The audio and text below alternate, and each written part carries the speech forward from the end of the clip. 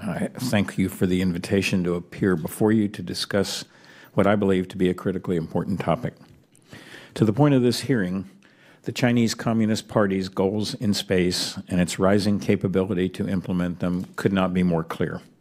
China is going to the moon. No access to classified information or other special knowledge is required to realize this. In my statement for the record, I've noted well over a dozen open-source references from among many more that could be offered, describing their progress in developing the heavy-lift launch vehicles, crewed lunar lander, lunar surface suit rover, and Earth return vehicle that will enable the execution of an Apollo-style mission to the lunar surface. Going to the moon is a very hard thing. They may or may not make it by the publicly referenced date of 2030, but that's not important. What is important is China is going to the moon. The problem facing us is not China's rise. We cannot control what China is doing.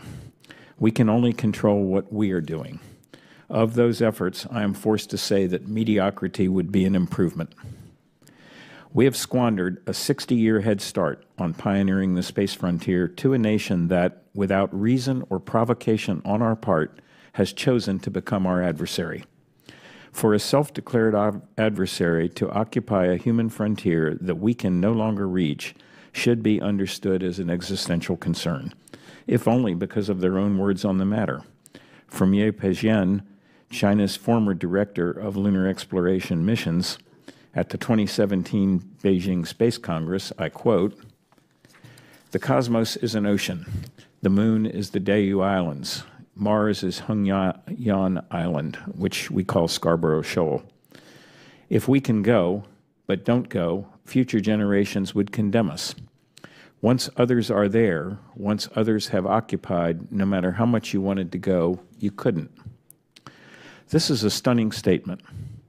The United States and its allies and partners would never think to say that if we reach the moon while others cannot, they cannot also go there. The fact that key figures in the Chinese Communist Party hold this view should be of the utmost concern. But what is our response? When I appeared before this committee on January 17th of 2024, I offered a rather blunt assessment of NASA's plan for human return to the moon. I said it will not work in any reasonable time frame. Additional misgivings have been more recently offered by former NASA Administrator Jim Bridenstine in September 2025 Senate hearing and by the NASA Aerospace Safety Advisory Panel, both referenced in my statement for the record.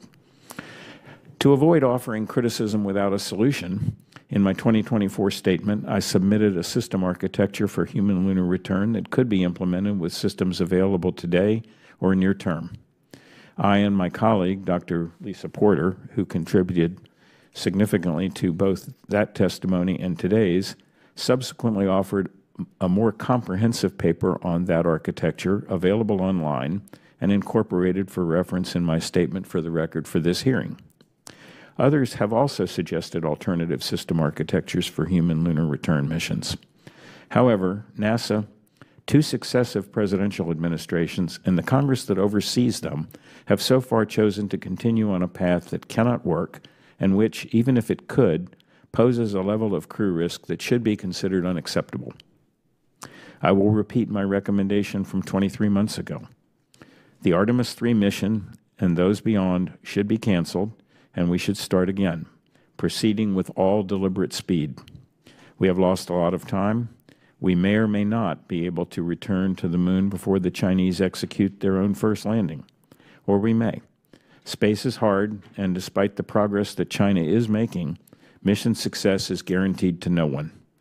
But though we may not win at this first step, we cannot cede the pursuit and leave the playing field to others.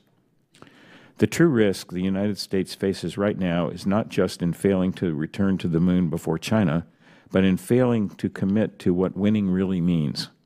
In the long run, winning is about being first and then remaining to establish the protocols, the governance rules, and ultimately the culture and values, the primacy of the individual over the state, the rule of law, the right to own property, the bounty of the free market, that others who wish to join us on the human frontier must embrace.